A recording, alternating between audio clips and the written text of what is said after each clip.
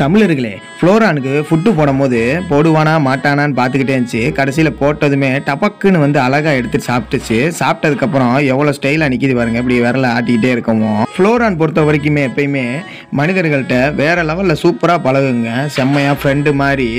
ஆனால் ரியாக்ஷன் வேறு லெவலில் இருக்குங்க, சூப்பராக. நானும் எப்படியாவது பழக்கி புடலாம் அப்படின்னு சொல்லிட்டு பார்க்குறேன்.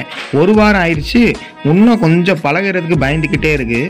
திடீர்னு இப்படி நம்ம விரலை ஷேக்கிங் பண்ணோம்னா வருது, திடீர்னு ஓடிடுது. ஃபுட்டு போட்டோம் வச்சுக்கோங்க, வானத்தில் போகிற ராக்கெட் மாதிரி ஒரு நிமிஷத்தில் அப்படி சொங்கின்னு அந்த அளவுக்கு வேகமாக ஃபுட்டை டக்கு டக்குன்னு சாப்பிட்ருது. அது மாதிரி ஃப்ளோரான் பொறுத்த வரைக்குமே நம்ம ஃபுட்டு வந்து 3 or 4 தான் போடணும்.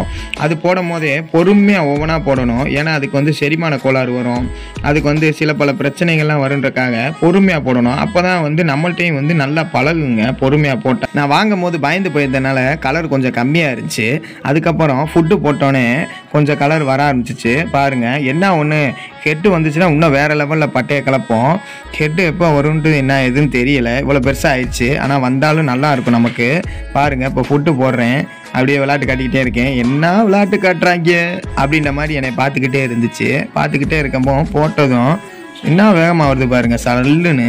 மேக்ஸிமம் வந்து ஃப்ளோரான் வளர்க்குறது என்ன காரணங்கன்னா, மைண்டு வந்து டிப்ரெஷனில் இருக்கும்போது ஃப்ரீயாக இருக்கணும், அதுக்காக வந்து வளர்க்குறாங்க நிறையா பேர்.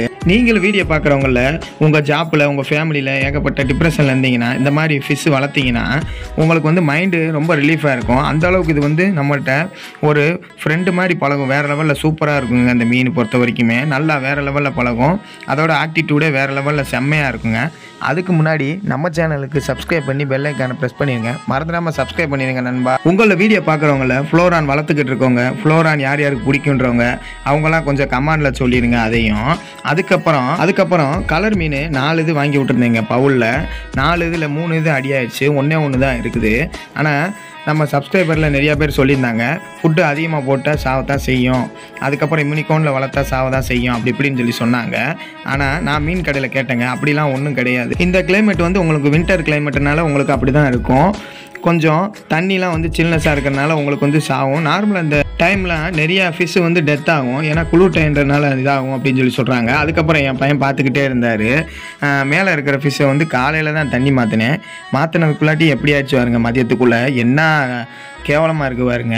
அதுக்கப்புறம் சரி ஓகே, இதுக்கும் வாட்டரை சேஞ்ச் பண்ணிடுவோம் அப்படின்னு சொல்லிட்டு எடுத்துகிட்டு வாட்டரை சேஞ்ச் பண்ணி மேலே வச்சாச்சு. வச்சதுக்கப்புறம் இதுக்கு பார்த்தேங்கடா காணான்னு பார்த்தா சைடில் போய் நின்றுக்கிட்டு இருக்கு. ஆனால் எப்படியாவது வந்து நம்ம நல்லா ஃப்ரெண்டாக பழக்கணும், ஏன்னா வேறு லெவலில் இது பழகுங்க செம்மையாக சூப்பராக. நானும் எப்படியா ப்ராக்டிஸ் பண்ணணும்னு ஒரு கான்ஃபிடென்ட்டாக இருக்கேன் நான். ஓகே நண்பா, பாய். மீண்டும் நாளை சந்திப்போம், பாய்.